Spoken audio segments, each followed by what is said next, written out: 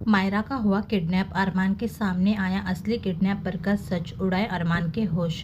अबीरा को हुई फांसी की सजा और यहीं पर सामने आएगा क्रिश का घटिया चेहरा। जी हाँ दोस्तों, सीरियल ये रिश्ता के कहलाता है कि अपकमिंग ट्रैक में ज़बरदस्त ट्विस्ट आने वाला है। कहानी की शुरुआत होगी मायरा के किडनैपर की पहचान से, जिसकी सच्चाई बहुत जल्द अरमान के सामने आते ही अरमान को लगा बड़ा झटका। जी हाँ दोस्तों, अरमान के सामने आएगा क्रिश का असली चेहरा और ये खुलासा पूरी कहानी बदल देगा। जब मायरा बहुत परेशान दिखाई देगी, वो बार बार अबीरा को याद करती हुई नजर आएगी और अकेलापन महसूस करेगी। और मायरा को तब झटका लगेगा जब उसको पता चलेगा कि गीतांजलि ने उसके पापा अरमान के साथ शादी कर ली है। ये बात को सोचकर मायरा को बेचैन महसूस होगी और किसी को ना बताकर चुपके से मायरा अकेले ही अबीरा से मिलने निकल जाएगी। लेकिन यहीं से कहानी रहेगी खतरनाक मोड़। जब मायरा को कोई देखेगा घर से अकेली जाते हुए तो उसे किडनैप कर लेगा दोस्तों। लेकिन दूसरी तरफ अबीरा को जेल में घुटन सी महसूस होगी। कहीं ना कहीं अंदर से ये एहसास होगा कि कुछ तो गलत होने वाला है, जैसे कोई अनहोनी उनके सिर पर मंडरा रही हो। इसी बीच घर वाले मायरा को ढूंढने लगेंगे। विद्या बार बार मायरा का नाम पुकारेगी, लेकिन मायरा कहीं नहीं मिलेगी। परेशान होकर विद्या अरमान को फोन करेगी, लेकिन अरमान पहले फोन नहीं उठाएगा। विद्या बार बार कहेगी, अरमान फोन उठाओ, फोन उठाओ।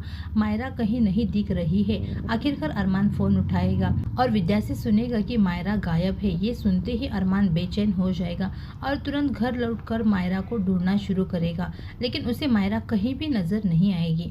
दोस्तों, यहीं पर आएगा बहुत बड़ा ट्विस्ट। अरमान को अचानक फ्लैशबैक याद आएगा कि पहले भी जब मायरा घर से गायब हुई थी, तब अबीरा ने मायरा के बैग में एक छोटा सा ट्रैकर लगाया था और कहा था, बेटा जहाँ भी जाओ हम तुम्हें कभी अकेला नहीं छोड़ेंगे। उसी ट्रैकर की मदद से अरमान मायरा की लोकेशन ट्रैक करना शुरू करेगा और फिर उसे पता चलेगा कि मायरा को किसी खड़हर में रखा गया है। अरमान भागते भागते वहां पहुंचेगा, लेकिन जैसे ही वहां पहुंचेगा, खड़हर के बाहर खड़ी एक गाड़ी देखकर अरमान हैरान हो जाएगा। वो गाड़ी और किसी की नहीं बल्कि क्रिश की होगी। अरमान शॉक हो जाएगा, ये क्रिश की गाड़ी यहाँ क्या कर रही है। छुपते छुपाते अरमान खंडर के अंदर झांकेगा और देखेगा कि क्रिश अंदर किसी से बात कर रहा है।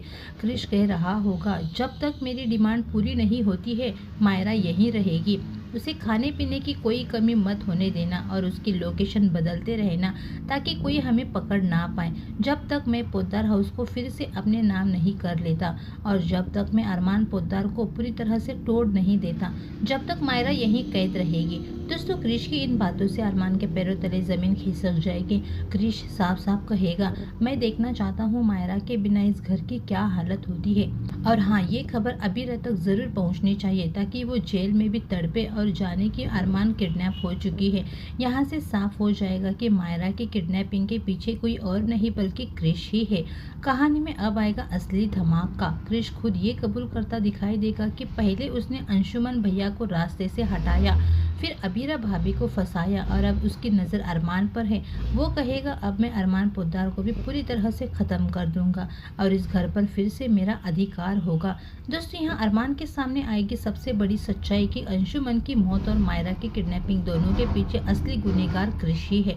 अब देखना इंटरेस्टिंग होगा कि अरमान किस तरह से क्रिश का सामना करता है और कैसे मायरा को इस खतरनाक साजिश से बचाता है। आगे के अपडेट्स के लिए जुड़े रहिए हमारे चैनल के साथ। दोस्तों, वीडियो पसंद आई हो तो वीडियो को लाइक कीजिए, चैनल पर नए हो तो सब्सक्राइब कीजिए। मिलते हैं नेक्स्ट वीडियो में।